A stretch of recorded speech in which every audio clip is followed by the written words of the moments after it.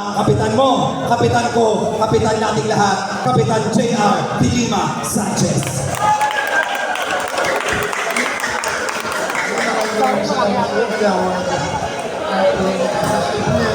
Gusto ko na po pasalamat sa kombinasyon po sa amin. Palapit naman po natin ang ating event ngayong gabi.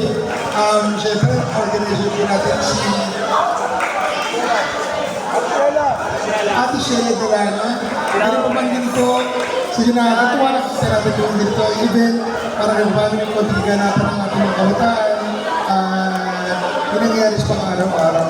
Siyempre kasama natin si Nag-aaway Global Pidaspi, anak-anak po natin.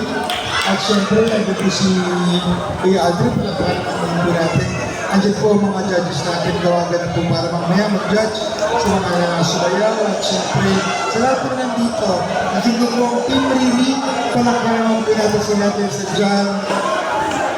Kayo mga sunod na generasyon ng mga future ng Barangay San Antonio at sana magkaisa para po magabagan ng barangay. Hindi maraming salamat sa iyo. Ipag-asa nyo na pagkalay tayo na. Maraming po salamat. Ayan, thank you so much. Narinig po natin ang ating magiging butihing kapitan ng Barangay San Antonio. Walang iba, ang